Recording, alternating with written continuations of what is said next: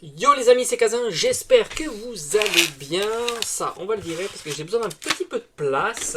On se retrouve pour la petite vidéo tranquille du soir, blabla Pokémon. Mais avant tout, je voulais évidemment vous remercier. On a dépassé, on a atteint la barre symbolique des 10 000 abonnés. Pour moi, c'était important, évidemment. Il y a des paliers comme ça qui sont importants. Tu le sais, je t'ai prévu une belle ouverture pour fêter les 10 000 abonnés. On va attendre d'avoir bien dépassé les 10 000 abonnés, 10 050 ou quelque chose comme ça. Et puis comme ça, j'ai bien le temps de préparer cette vidéo. Rappelle-toi, ou si tu découvres la vidéo, on va s'ouvrir ça.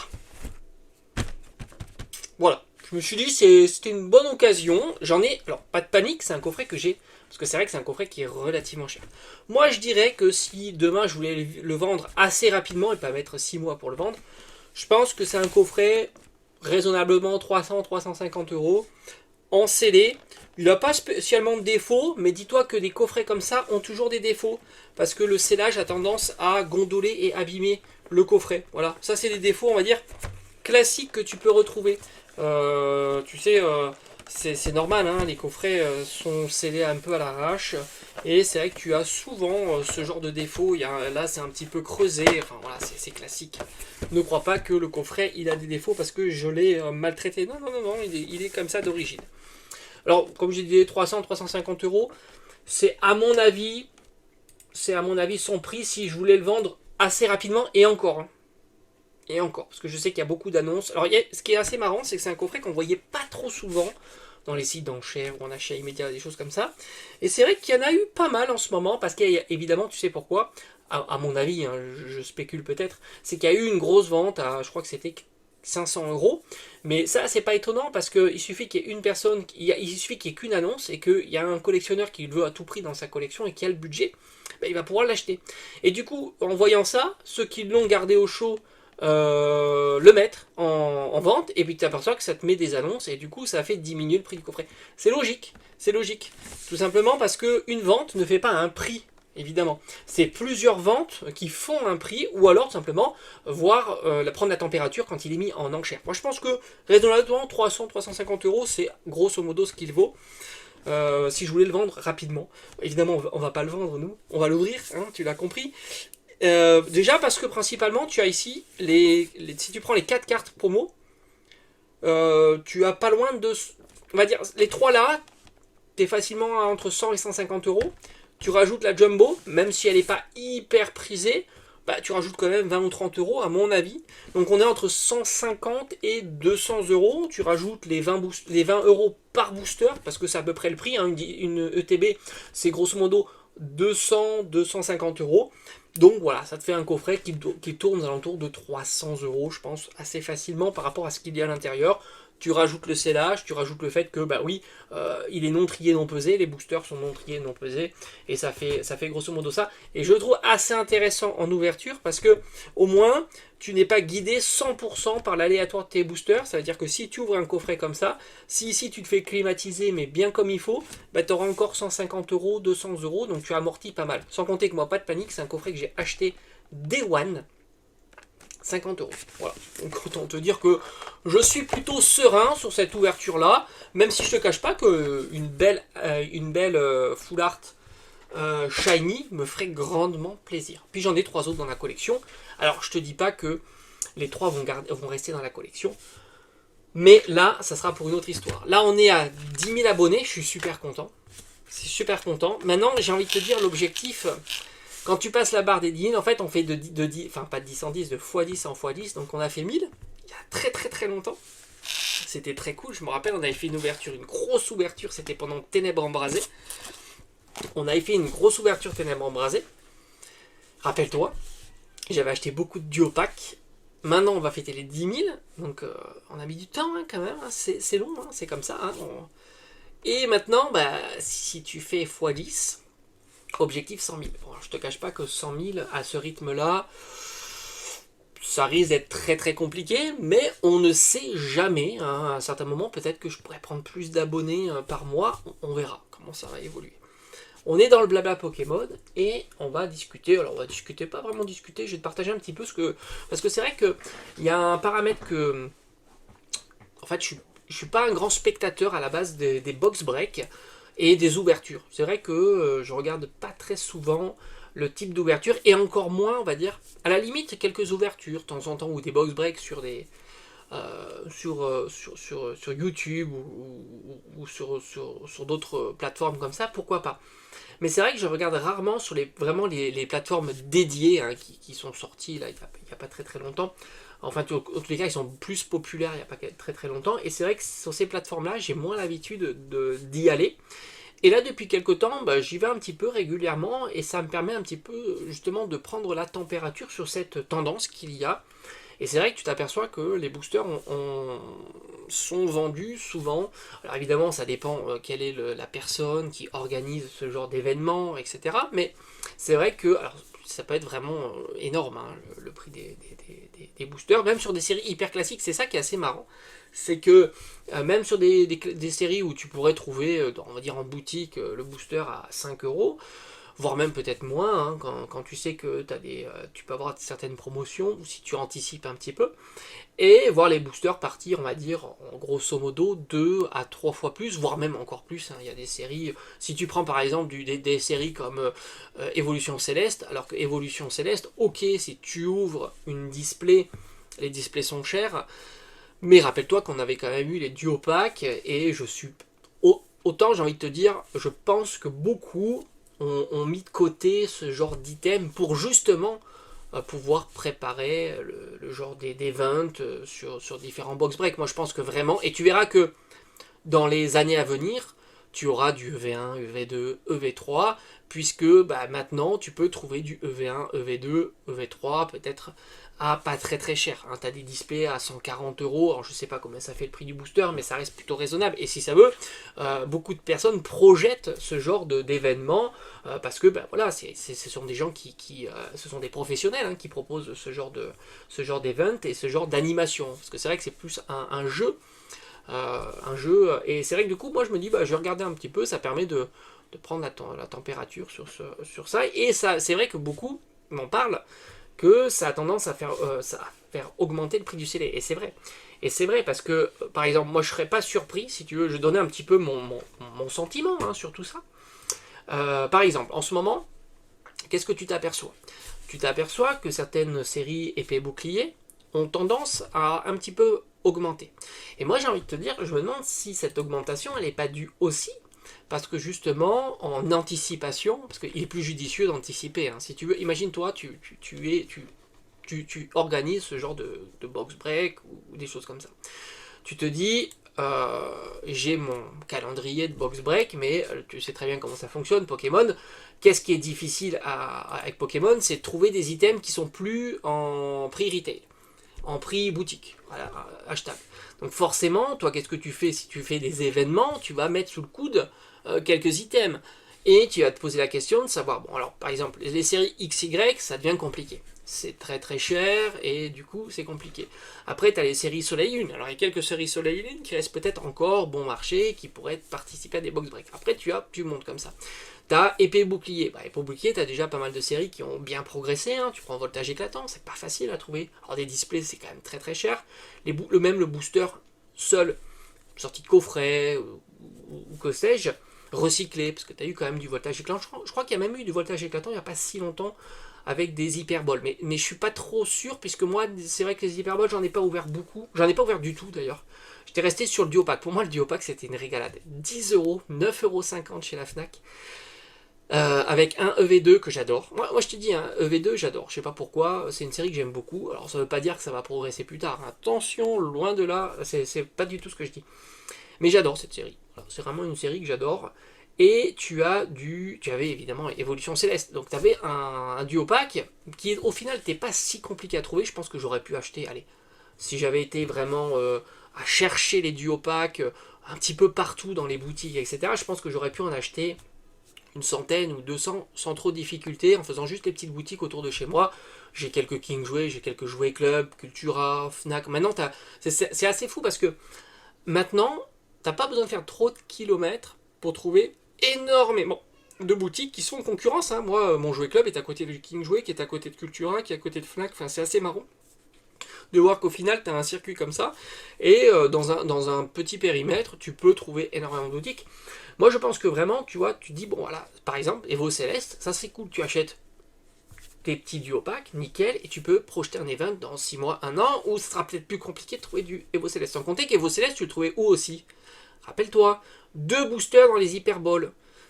Oui, 2 boosters dans les Hyperballs que tu pouvais trouver à 15 € les Hyperballs. Il y avait 3 boosters à l'intérieur.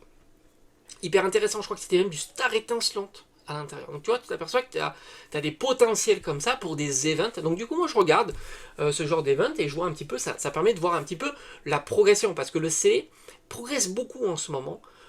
Et plutôt est très surveillé aussi en ce moment, et je pense que c'est dû aussi à ce genre d'event qui est que beaucoup, enfin je ne sais pas s'il y a beaucoup de personnes qui participent, mais en tous les cas il y a des réguliers qui participent beaucoup, et ça attire en tous les cas, et ça fonctionne plutôt bien parce que tous les jours tu peux voir des ouvertures, alors sur n'importe quel TCG, alors ça c'est plutôt agréable, ça c'est sûr, si tu es intéressé par Yu-Gi-Oh, Lorcana ou autre, tu peux regarder aussi des ouvertures, et souvent c'est moins cher. Pokémon fait un petit peu, il performe bien en tous les cas Pokémon. Donc voltage éclatant, ça devient plus compliqué. Cette évolution céleste, alors il y avait eu des choses assez simples, il n'y a pas très longtemps. Il y a même pendant ces périodes de sol, il y avait encore des hyperboles où tu pouvais trouver 2 boosters Evo Céleste. Donc au final, Evo Céleste, faire des ouvertures de genre d'événements, 100 boosters, 200 boosters ou que sais-je, tu aurais pu les trouver peut-être à 5-6 € le booster, etc. Je pense que Reign de Glace et Style de Combat, par exemple, ce sont des séries qui pourraient être intéressantes plus tard aussi. Mais pour l'instant, je pense que tu peux trouver encore des displays pour pas être trop cher. Mais après, il y a des séries qui je trouve plus intéressantes parce que beaucoup plus ludiques à l'ouverture. Parce que j'ai toujours eu en tête pour moi qu'un event est sympa. Moi, je regardais plutôt des ouvertures d'anciennes displays. Parce que ce que j'aime bien dans les anciennes displays, mais vraiment anciennes, parce que XY encore, tu as. Enfin, faire tomber des grosses cartes, c'est compliqué sur XY. Les belles cartes que tu veux voir. Alors que sur des displays très anciennes, alors déjà, par exemple, tu prends le set de base, c'est un super exemple. Tu sais que quand tu vas ouvrir du set de base, tu vas te régaler, puisque les plus belles cartes de set de base, ce sont les holos, et tu vas avoir 10-12 holos. Je crois que même elle est garantie sur la display. Il me semblait que ça avait été écrit 12 holos, etc. Donc, tu sais que tu vas avoir 12 holos. C'est-à-dire que tu sais que statistiquement, tu as quasiment une chance. Je ne sais pas, il faudrait calculer en faisant un Bernoulli, mais la proba de faire tomber un Dracofeu est exceptionnellement haute. C'est-à-dire que tu vas faire un event où tu sais que tu vas te régaler à regarder si tu aimes faire tomber de voir des belles cartes du set de base. Et en fait, moi je regardais souvent ça, les displays où tu sais que tu vas te régaler, quoi. Quand tu sais que c'est les Zolos par exemple qui sont les bangers de la série, bah, tu sais que les Zolos elles tombent, quoi. Et ça s'enchaîne, t'as les Zolos qui tombent. Et ça c'est vraiment une régalade. C'est plus compliqué maintenant parce que si tu par exemple tu fais voltage éclatant, l'objectif de voltage éclatant c'est le Pikachu. Allez, c'est aussi la full art Pikachu. Et c'est compliqué. Tu ouvres, même si tu ouvres 100 boosters, ça peut être compliqué, ça peut être la traversée du désert, ça peut être vraiment t'enchaîner les boosters avec rien, des simples V qui sont hyper pas intéressantes. Tu ouvres du Reign de Glace, ça peut être pareil, tu vois, même du Evo Céleste, hein. J'ai vu des ouvertures d'Evo Céleste, c'est vraiment la galère quand même. T'as des displays mais catastrophiques sur Evo Céleste. Mais il y a des séries qui sont intéressantes. Tu prends par exemple les séries moitié de bloc, épée, bouclier. Je me dis, ça peut être assez cool. Un event par exemple sur Star étincelante, sur Origine perdue, Tempête argentée. Ça peut être intéressant parce que là, ça va tomber un peu plus régulièrement. Il y a quand même les grosses cartes qui font partie de la série. Tu as les alternatives, tu as les alternatives texturées aussi qui font plaisir. Donc Star étincelante, pour moi, c'est vraiment. Ça pourrait être une très belle série de box break quand Star étincelante, je sais pas moi, dans 1 an, 2 ans, 3 ans, on n'en parlera plus. Parce qu'il faut voir la temporalité évidemment. Et Star étincelante, si tu regardes, bah, les displays elles montent petit à petit. Les displays, mais pas les boosters. Parce que justement, la display, c'est vraiment l'item d'event. Donc je me demande si le display, le scellé de display, est pas porté principalement, en tous les cas en ce moment, par cette idée d'event qui est très présent, qui est très ludique, qui plaît, qui a une certaine popularité. Et après, il faut aller chercher quelle série qui pourrait rentrer dans ce cas de figure. Et c'est vrai que si je devais imaginer 3 séries qui rentreraient bien, qui restent encore bon marché, qui permet justement d'avoir les boosters pas trop chers, Tempête argentée, avec, je crois que Tempête argentée, c'est là où tu as le Lugia. Star étincelante, tu as le Dracofeu. En plus, dans Star étincelante, je crois que c'est là où tu as le Pikachu TG. Origine perdue, parce que non, Star étincelante, c'est Noctali. je crois que c'est le Noctali hein, euh, qui propose les TG texturés, je crois que c'est Noctali et Nymphali. Origine perdue, tu as le Giratina, tu as le Ptera, mais tu as aussi, là je crois que c'est là où tu as le Pikachu. Donc tu t'aperçois que tu as des séries comme ça qui s'inscriraient bien. Et je pense que du coup, tu as évidemment une évolution du scellé qui est en conséquent. Donc ça c'est vrai que c'est assez intéressant. Donc je me dis, ouais voilà, je vais aller de temps en temps regarder un petit peu tous les soirs, reprendre un peu la température, voir la quantité d'events, etc. Parce que c'est vrai que je m'intéresse beaucoup donc, à l'évolution, que ce soit du scellé, de la collection, des cartes, etc. Mais c'est vrai que les cartes ne sont pas du tout portées en tous les cas. Elles souffrent beaucoup. Comme j'ai dit dans mes vidéos précédentes, on voit souvent d'ailleurs des cartes qui ont le même tarif quasiment que les cartes gradées. Et je pense que pour l'instant, ça fait peut-être pas de l'ombre à la carte loose, on va dire. Mais petit à petit, ça va faire de l'ombre. Parce que, moi perso, je préfère mettre la même somme d'argent dans une carte, même si elle est gradée 9. Parce qu'en plus, on le sait, le côté aléatoire de la notation. Un 9, ça peut être un 10 hein, ou un 9,5. Donc au final, tu sais qu'elle est mint, la carte. Alors que quand tu l'achètes, on va dire, loose, déjà, tu peux avoir toujours des mauvaises surprises. C'est quand même plus compliqué de peut-être te faire rembourser, etc. Pour le transport aussi, c'est quand même plus sécure quand tu as un boîtier en plastique. Et surtout sur des cartes, disons, qui sont assez conséquentes. Et quand tu vois, par exemple, le Noctali, mais pas que, hein, en fait. Hein, le Noctali, en gradé, je sais plus, j'avais donné... Tu vois que c'est quasiment le même prix qu'une non gradée. Forcément, la carte gradée, elle va commencer la carte non gradée, elle va commencer à subir le fait que la carte gradée est au même prix. Et ça, tu peux faire la même raisonnement sur toutes les cartes. Et c'est fou que le scellé soit si populaire, l'event d'ouverture de scellé soit si populaire, alors que quand tu ouvres le scellé, quelque part, tu perds la cote, en fait. Un booster scellé, un booster de display qui vaut 600 € la display, c'est un booster qui doit rester scellé. Au moment où tu ouvres la display vaut plus 600 €. C'est ça qui est assez fou. Parce que si la vocation c'est d'ouvrir, tu sais très bien qu'est-ce qu'il y a dans l'ouverture, s'il n'y a pas grand-chose. Et en règle générale, quand tu fais ce genre d'event, tu sais très bien que la plupart des cartes sont bon marché. Et c'est ça qui est assez fou, parce que même sur Evo Céleste, ok, si tu arrives à avoir le Noctali, évidemment, mais la proba du Noctali, c'est 1 pour 1000, voire même peut-être 1 pour 2000. Donc, tu imagines le nombre de boosters qu'il faut. Et j'ai vu beaucoup d'ouvertures d'Evo Céleste, parce que c'est assez rigolo, au final, hein, d'essayer de mettre la main sur cette belle carte. Mais même, imagine-toi, tu arrives sur une display, qui vaut à peu près, je sais plus, 500-600 €, enfin, 600 € peut-être. Quelle est la carte qui va rentabiliser ta display? Admettons, tu arrives à avoir une alternative, ce qui n'est pas le cas assuré. Hein. Une alternative, elle n'est pas du tout assurée. Il n'y a aucune alternative. Il y en a une qui va être juste amortie. Ce sera le Rayquaza, il va être à 600, quoi. 600. Et il y en a une deuxième qui est un peu plus, qui est peut-être à 700, 800, quoi. Qui est le Noctali. Donc c'est-à-dire que tu as deux cartes. Et encore, il ne faut pas qu'elles aient de défaut. Hein. Parce que imagine-toi, t'as le coin abîmé, alors là t'as le seum, mais lunaire quoi. T'imagines, tu drops ta carte, le Noctali, et en plus elle a un coin abîmé. Donc faut pas qu'elle ait de défaut en plus. Donc tu t'aperçois qu'il y a deux cartes qui ont là une proba de 1 pour 1000 à tomber, tu vois, donc toute petite. Et même si t'as une alternative, une très très belle alternative, hein, que ce soit un Givrali, même une VMAX alternative, qui vaut peut-être 200, 300 €, t'as pas amorti ta display. Donc ça devient de plus en plus compliqué. Sans compter que maintenant, de par cette tendance, si ça veut, la display Evo Céleste va continuer tranquillement à grimper, ce qu'ont fait beaucoup de displays par le passé. Tout ça, c'est pas impossible, puisque là, le scellé est en ce moment, surtout sur les displays, est très porté. Alors, est-ce que ça va durer? Évidemment, moi j'en sais rien, hein. Tout ça c'est vraiment très spéculatif, mais en tous les cas, pour essayer de voir si ça va durer ou pas, il est intéressant de prendre la température régulièrement sur les différents sites de stream box break, qui proposent, donc ces plateformes qui proposent justement la facilité de pouvoir justement interagir avec l'audience et de proposer donc les boosters à l'achat, aux enchères, etc. Et c'est vrai que c'est intéressant de voir un petit peu l'avenir qu'il peut y avoir le scellé, principalement les displays, parce que les displays c'est très commode, en plus c'est très sécure, ça c'est cool d'avoir un item très sécure, hein. Tu ouvres, tac, tac, t'as les boosters devant toi, t'as les 36 boosters, et puis hop, c'est parti. Et c'est intéressant de voir quels sont les futurs displays que l'on pourrait imaginer voir apparaître dans les mois et les années à venir. Et après, on pourra faire exactement la même chose avec Écarlate et Violet.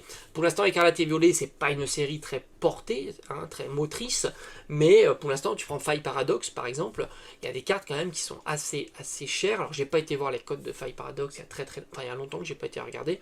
Mais par exemple, Paldea, je trouve que ça pourrait être un joli event d'ouvrir une display Paldea, pas maintenant évidemment, mais aller chercher le Magikarp, le Tyrannosif, aller chercher le Raichu, sans compter que ça drop quand même assez régulièrement hein, sur ce type de série. Les AR tombent régulièrement, je crois qu'une proba d'NAR c'est 1 pour 200 à peu près, donc on est quand même plus dans les clous qu'un Evo Céleste, on est plutôt dans 1 pour 1000, 5 ou 10 fois plus difficile à faire tomber. Donc ça pourrait être sympa, puis les tarifs sont évidemment proportionnels hein, à tout ça. Et puis après on va voir hein, ce qui va y arriver. Faille Paradox, pourquoi pas hein. Franchement je m'achèterais bien une petite display Faille Paradox, mais pour pas trop cher. Je me demande si on pourrait avoir des displays Faille Paradox en promotion, comme on a pu voir sur EV1, EV2. Je crois que j'ai une display EV3 que j'avais acheté 170, hein, qui n'est pas un prix exceptionnel. Hein. Vous savez, on pourra trouver du EV3 en promotion, ce qui est là aussi pas impossible. Hein. Faudra jeter, hein, comme d'habitude, hein, les sites classiques, hein, les sites qui peuvent proposer. D'ailleurs, c'est même marrant que même la maison de la presse avait proposé des displays en promotion. Hein. J'ai pas du tout été voir ce site-là. C'est assez marrant quoi, de voir qu'il y a des displays qui sont mis en promotion. Et c'est intéressant. Allez, j'espère que ça vous a plu. C'est déjà trop long. Et on se dit à bientôt.